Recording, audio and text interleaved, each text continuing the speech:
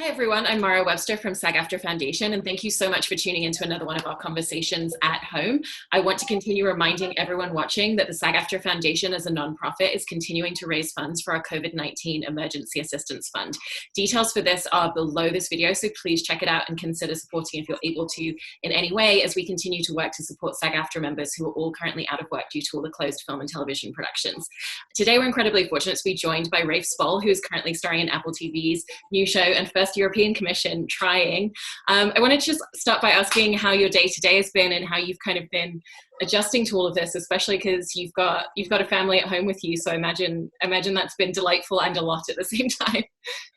Both of those things. It's a roller coaster of emotions, I think, for everybody. Look, I'm in a very lucky position where I'm at home with my family. We've got some green space to go out in. So really, I'm just counting my blessings, and I'm sort of, rather hesitant to sort of to moan about it. But I think what this has done is given the whole world a newfound respect for teachers, obviously doctors, frontline health workers, but for me it's definitely teachers, because you need a lot of patience.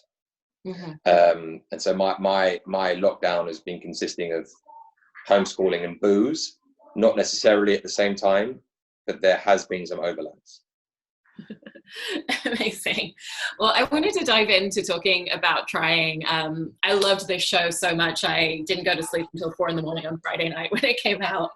And I was curious about when you were signing on to the show, because I know that often with television, you don't have all the scripts at once. And it sounds like you really only had a couple of them at the beginning. So I was curious about kind of how much you knew about Jason's journey as a character when deciding if you were going to be part of this, especially since when you're signing on to a television project, it's a little different because there's always the possibility that it could go for several years. Yeah, you're absolutely right. you're essentially signing 7 years of your life away if it's enormously successful to one project. But like when the fact is, if you're in a show that goes 7 years, two things have happened. You're part of an international phenomena and you've earned some good money, right? So it's not so bad. Like it's nice, and especially if you really believe in it, which I do with this show. Like I was in Atlanta, Georgia, and I was filming Just Mercy, and it was my first day on set, and I was playing the district attorney of Alabama, and I hadn't auditioned, so no one had heard me do my accent, and I'm like the only English guy in front of 200 extras from the South doing a courtroom scene, and Jamie Foxx, like the king of the South, having to like pull out my accent, and I was just about to do my first take, and I could look down, I could see my tie was like beating on my chest with nerves. I could see it like visibly moving, and I did it and I got through it. But that day I looked in my inbox and this first episode of Trying was there, and like the idea of like doing my own accent and like was so appealing at that second. I was like, sign me up 7 years. If I haven't got to do an Alabama accent in front of an all-American crew set of extras and Jamie Foxx, then I'll be fine. But then obviously I read it and I thought it was enormously engaging. Like when you're an actor, like you read a lot of scripts. It's my job to read stuff, and you get a bit of a knack of figuring out whether something's good essentially in the first 5 pages, which I did with this. So even though you don't have all the scripts, like that the writing is of a quality that you won't be disappointed. And also, this is written by one guy; it's not written by a team. So Andy Walton wrote every single episode, so I knew that it was all going to be in his clear, distinct voice. Yeah, and I heard that also you were kind of excited by the prospect of a character where you could actually bring some of your own comedic sensibility and some of your own rhythms and beats into it. So I was curious about what those specific elements were that you drew into the character in that way. Yeah, I think that with comedy is all about rhythm and timing, and the people that I think the people that we respond to most when it comes to comedy have a very original sense of timing and rhythm. Everyone has their own version of that, and you hope that you're going to get a project which is going to be able to syncopate with your particular rhythm, and will be able to give it life and give it room to, and this was it. Like, I guess I share a similar sense of humor to the writer, to the people involved in making it. We all find the same things funny, so that was important. I'm really into the idea of when people laugh at dark moments in their life. I think that's a very human thing to do. you know, this is a show that deals with infertility and adoption, potentially very sensitive subjects, but I think it's a very human thing to find the light in the shade, and I think it's a very human way of coping. That's how I've lived my life, and that's reflected in this show, and I'm always looking for outlets of that. You know, I think it's important to be able to laugh when times get tough. You know, that's what we've all been doing now, is sending each other funny WhatsApp videos, right? Because it gets people through, because we have to laugh, because otherwise we'll cry, and sometimes at the same time. No, absolutely. It's definitely a representation of how we're all existing between those two scopes of emotion at the moment. Highs and lows, yeah. Yeah. I wanted to ask you a little bit about your research process as well, because I know that you met with some people who'd been through IVF, and you've spoken about how you knew people who'd gone through the adoption process. And I was curious about what you found to be the commonality between each of their experiences, which were obviously very unique, and what the emotional side of it was that you wanted to pull into Jason's story with Nicki. You know, I think that it's worth noting that even if certain audience members watching this who don't know what it's like to experience infertility, or don't know what it's like to go through the adoption process, I think what's universally identifiable is getting to a certain age in your life where you feel like something's missing. I think that for some people it's children, for some people it's career, for some people it's relationships, whatever it might be. So I think that's identifiable, and that was a common theme I found. Even it's a sort of generational thing, but in terms of my takeaway from speaking to people who've gone through IVF and who have adopted is how much these people want it. And you know, I was lucky enough to naturally conceive 3 children, and there really wasn't that much thought that went into it. Like it's something happens, you haven't really got that much time to change your mind, and then you have a baby. But with adoption, there is a great level of meddling in your personal life, your medical history, your relationships, your past relationships, your family, the nature of your relationship with your partner. All these things are put under the spotlight, and that can go on for years. And if you can take that level of meddling into your private life and still want it at the end, it means you really want it. And I think that's really profound. Like, you really want to be a parent. And that was my big takeaway from it. It was a massive empathy and appreciation of those people that do it, because it's incredibly important. And yeah, I was bowled over by those people. Yeah, and even just in the show, I mean, the amount of scrutiny that goes into, like, the fact that their exes are interviewed, was something I had no idea about. So it's really a learning process in watching the show as well. And I know that you kind of chose intentionally to not learn fully about the process and learn alongside your character. And I was curious about why you wanted to make that specific choice for yourself. Yeah, because I think there was an element of wanting to know what the character knew. They're all very new to it, so I thought that was beneficial in my approach. But, you know, I think that you need to be selective with your research in general. I think that you can overload on research, and you can overload on things that aren't necessarily helpful. Now, obviously, when you come to approaching a character, you want to get a foundation and an understanding and a world put together, like a bedrock, as it were. But when it comes to standing in front of someone and trying to make the scene real and relatable, you need to be very open and unencumbered in order to do that. Like, sometimes too much research and too much stuff takes you into yourself, and it can become too much noise. And really, ultimately, what's interesting watching two people on screen isn't one person or the other, it's the thing that is created between them. That's the thing that we as audiences respond to. Now, in order for that to happen, you need to come onto a film set being extremely open. And there's an element of risk in that, because your instinct is to want to prepare things and work out how you want to do it, and because you want to feel as an actor, as an artist, like you've prepared. But it takes a certain element of bravery to let that all go and just find it in the moment. And that's what I try and do. It doesn't always work. Sometimes it can fall flat, sometimes it doesn't work. But when it does work, it's the most rewarding experience for an actor and also for an audience member, because it's organic and real. And I was lucky enough years ago to do a film with Ang Lee, And he said, all he's ever looking for is moments. And it's the moments that you remember, I think, as an audience member, the things that break your heart, that are identifiable. That's what you're striving for, but they only come out of inspiration. Those things can't be accounted for or planned. That's amazing. And then what did that process look like once you and Esther were on set together, and what sort of time did you have for that discovery and developing the backstory of their relationship, their history together, and what their shorthand was going to be, particularly being that they're at that point in their relationship where they've been together for several years and they've been living in each other's lives in that way? So the creators of the show were very clear from the outset that the chemistry between the two leads was paramount. It's what the success of the show lived and died on. So Esther and I did a chemistry read, the dreaded chemistry read, where you need to like engineer tangible chemistry in front of the people who were, you know, sat there in a generic like casting suite or whatever. It's like, it's always icky, and invariably it doesn't work because it's artificial. You're having to artificially create something which shouldn't be artificial. It should just be there, a vibe. But with her, it just came.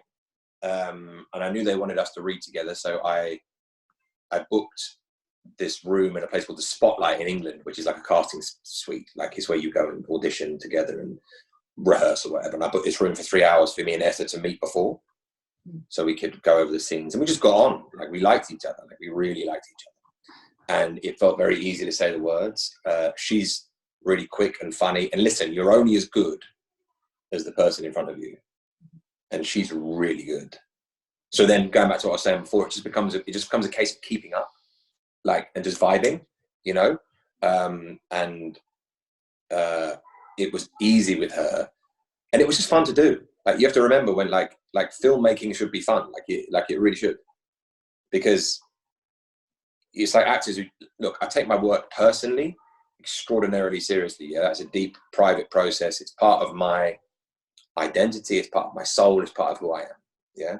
Yeah, I also think that one of the interesting things about any couple is that there's kind of different versions of the way they exist. So with Nicki and Jason, we see who they are at home, we see who they are with their friends, we see who they are with their parents, and there's always slightly different dynamics. So how did you think about the way that Jason as a character and this couple would interact with those different groups, and who he would be in these different spaces? Yeah, you know, it's that's a good question. It's as much as anything, it's a bit of a study, this show, in a long-term relationship. And what's nice about that is that they still love each other and they like each other. That's not to say that it's not easy, and it's not to say that they don't get on each other's nerves. And sometimes he might flirt with people, get himself into slightly tricky situations, and but I think that's very human, and I think that's identifiable. Things aren't always perfect, so. You know, I think that that is the center of the show, is that it's obvious that these people love each other and have a lot of love to give, and that was definitely important for us to work out. And in terms of the way that they interact with people around them, I think that it's worth saying that, you know, England, the UK, is still absolutely defined by class.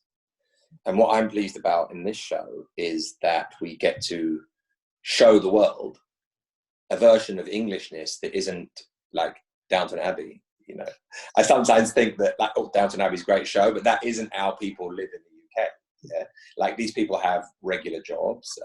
They're not fancy. They're from working class backgrounds, and in British comedy specifically, that isn't represented that much, especially not in an international platform. So I'm pleased to be showing a specific tranche of British life.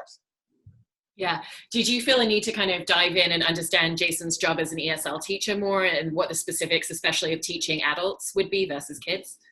Yeah, I did look into that, and I know people who have done that. Obviously, it's a joke. It's a joke in the show that, like, it's the sort of thing you do on a gap year or something, like to teach English as a foreign language. But it's his career. But, you know, it's a regular job. It's a regular job. And I think that, like, we like, one of the axioms of modern society is comparison. Like, that's like, you know, like, manifests in and represented by, like, social media, you know, like our whole culture is about what we don't have, how other people's possessions and perceived happiness makes us feel. Seems to me like the whole sole purpose of Instagram is in some way to elicit envy from other people, but making yourself feel better. Do you know what I mean? A lot of it, not all of it. And these people like have come of age in this sort of environment, so they constantly compare themselves with other people. So when they go to that meeting with the other potential adopters, and they've all got really fancy jobs, it makes them feel bad about themselves. But the whole show is a process of being thankful for what they do have rather than that they don't, you know. That to me is one of the central messages, central themes of it. It's like, yeah, you might be like teaching English as a foreign language, but that's fine.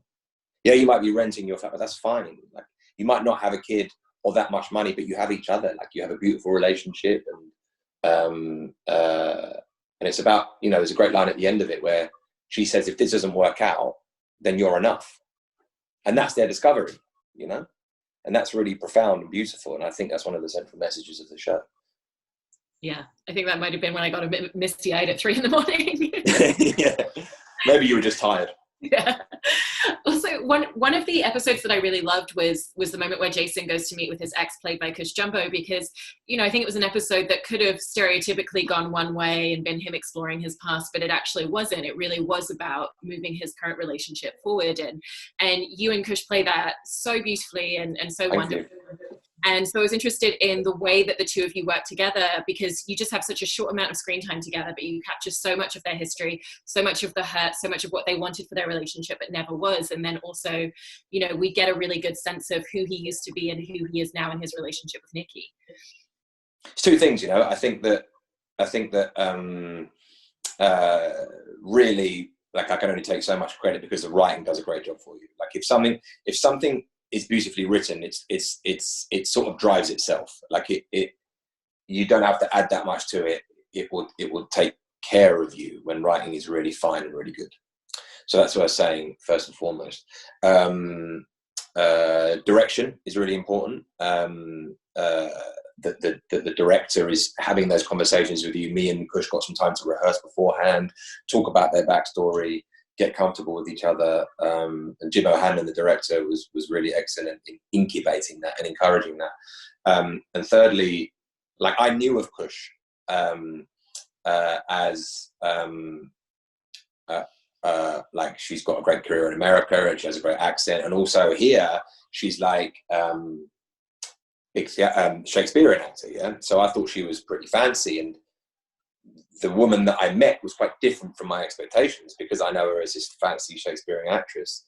Like, she's from where I'm from. She's from Lewisham in southeast London, like exactly where I'm from. She sounds a bit like me, and I instantly recognized her. Like, I knew her because, like, you know, I went to school with people like Kush, and like, we're very familiar with each other. So there was that instant ease and rapport, and had a similar sense of humor. And one of the biggest tricks you can do is try and bring that onto the screen, you know, because that doesn't always, like, you can really have a great time with someone and you can have a great time shooting something and you watch it and it doesn't quite come together. Now, that's alchemy that you can't account for, but it's also, as I say, great writing, great directing, great casting, and having someone like her opposite me who's highly skilled. It's just really fun. It's really fun. Yeah. One of the other episodes I wanted to ask specifically a little bit about as well is the one where Nicki and Jason are babysitting for their friends' kids, because I felt like that was, again, another episode that just tells us so much about them. And I was interested in the way you thought about the choices you would make, because that episode also tells us so much about who they'll potentially be as parents together as a couple, which we haven't seen up to that point. Yeah, it does. You know, it's I think that you have a fantasy of what being a parent will be like. I did. Now I have 3 children. Like, the reality of having 3 children is very different from what my fantasy is. You have an idea of the sort of parent you're going to be, but really your children decide the sort of parent you're going to be. Like, you have this idea in your mind of what it's going to be like, and then it all goes to, you know what, when you're like making it up as you go along. But I think a really, you know, like all good drama, as you say, and that you keep picking up on, like, every scene tells us something more about the characters, right? Every scene pushes the story on, pushes the character development on, and that makes it a really pleasurable experience to watch, I think, because I think this shows it like a warm bath. Do you know what I mean? It's such an easy thing to watch. It's like you just devour it. It's like it holds you and takes you along because of the skill of the writing, because he's always telling you so much about the characters. And again, I know I keep saying it, but it just makes it so easy and so joyful to do. Like, a lot of the time you feel like you're wrestling with writing and trying to eke the truth out of it, make it make sense, because a lot of things are written by committee and written last minute, and but this has a level of authorship which is so actor friendly. Yeah. I also wanted to ask you a little bit about working with Imelda Staunton, and you've described that working with her was very much an education and a lesson in of itself. So I was curious about what you kind of really took away for yourself personally, or really observed in just watching her work and sharing scenes with her, that was useful for you in terms of your craft as an actor. Like acting's never a thing that you finally get good at. You don't go, right, now I'm there. Like, now I know what it is. You never do. It's a process of chasing something which is just out of your reach, right? Even like that happens over a period of years and of doing it again and again, but also doing lots of varied projects, but also like on set. You never nail it. You never get it. Like, because it's a period of constant work and of thinking about it, staying open in the moment, all that stuff that I sort of touched on before. But one of the ways that you can get better is by watching other people. It's really the only way that you can get better, and is by watching people that are better than you and have been around longer than you. And one of the things that you pick up from people like Imelda is the importance of preparation. Like, she had very verbose speeches and lots of words, and she never dropped a line. Like, she was always there, totally prepared. So it came out like water. It was very easy. Also, her relaxation.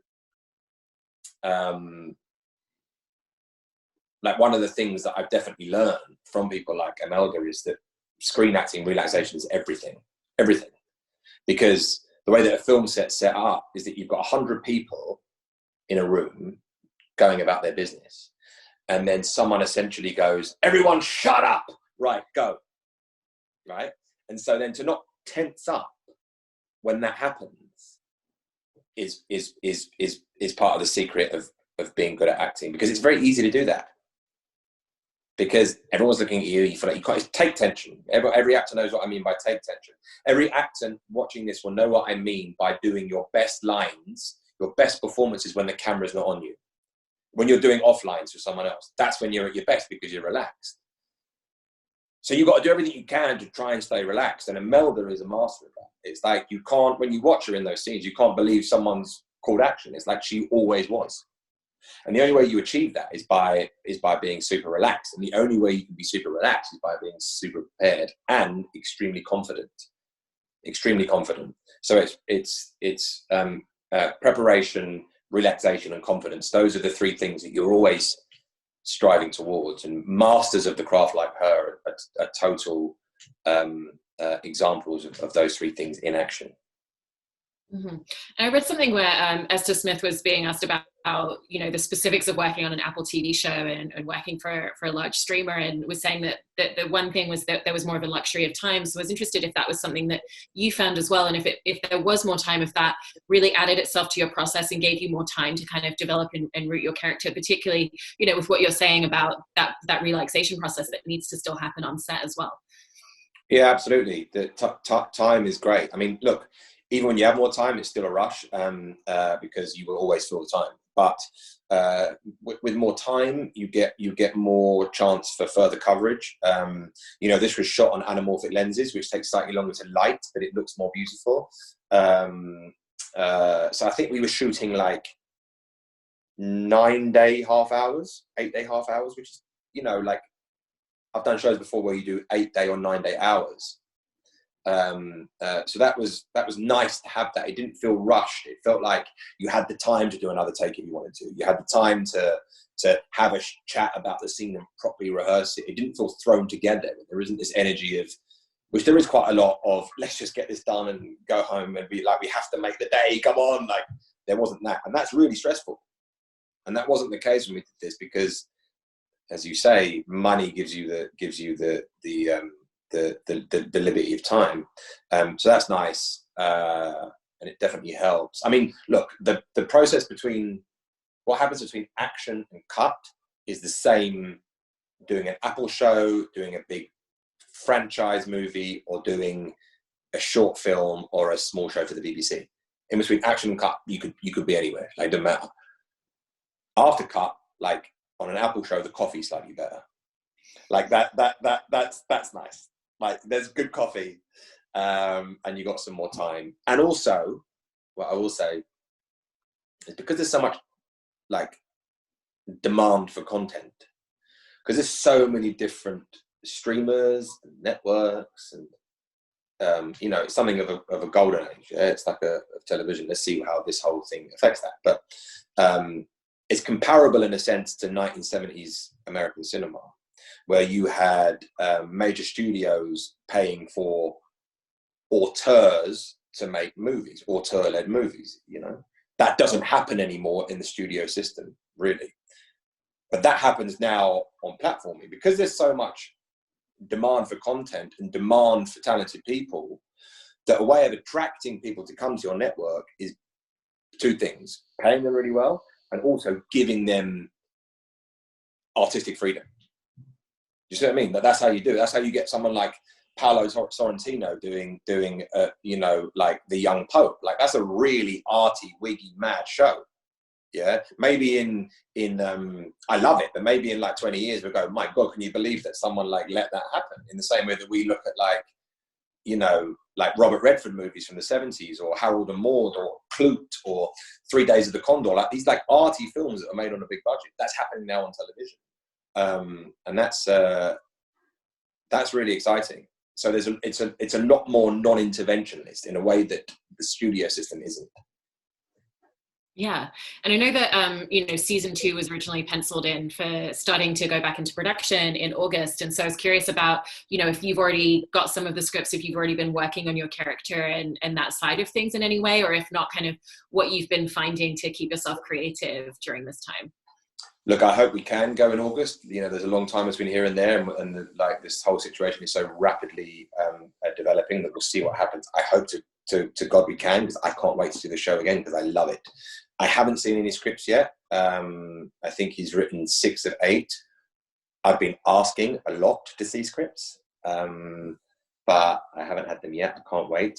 In terms of creativity, there isn't that much you can do as an actor. I like to write, which I'm always slightly embarrassed about saying, because I think it's like such an actory thing to say. It's like, I write, like, of course you do. So I like to do that, but like my life is pretty busy with the kids. Between the homeschooling and the boozing, like I've got no room for anything else. Well, I hope that the homeschooling and the boozing goes well over the next few weeks.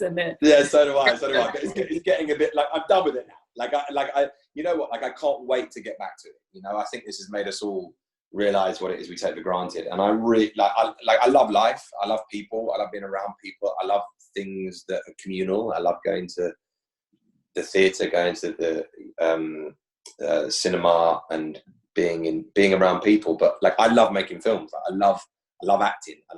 And it like a long time ago, I gave up putting any onus really on the finished product. Like, you go in for something to the best of intentions, but you've got no control over its finished quality. You try as hard as you can, and then I've learned that you go, do you know what? Like, I'm not going to have any expectations over it. I'm going to let it go and see what happens, because then you're never disappointed. And if it's a hit and a success, then great. So really, the only thing that matters is the enjoyment you have doing it. Yeah, that's what you have to tell yourself, because otherwise, what you're doing it for? Like, you have to enjoy making films, because it's unbelievably privileged that you get to do this. It's the thing that you always dreamed of doing. It's a thing that people around the world dream of doing, and it's a thing that gives a great deal of people a lot of joy. And to be involved in that is really wonderful. And like, I can't wait to get back out there and do it. I love film crews. There's such a sense of camaraderie of all these people coming together and working really intensely for a period of time, and from forming these bonds, and then it will go. It's a really beautiful way to spend your life, and I for one can't wait to get back to it. Well, I hope it's not that long, and thank you so much for taking time to talk about the show today. It's been really wonderful. No, thank you. And I think that I'm a proud card-carrying member of SAG, and I just think it's and Equity, the English Union, and I just think it's everyone's duty who does my thing, to contribute to benevolent funds like this, because we have to look after each other, because it's important. The arts are important. They need to be preserved. This is people's lives. And I think more now than ever, we've realized that people need stuff to watch, and actors are valuable, and creators and producers and directors, and they should be looked after, So I think it's your duty, if you can, to donate to things like that, then you must. Thank you so much, Rafe. That was really great. It's a pleasure.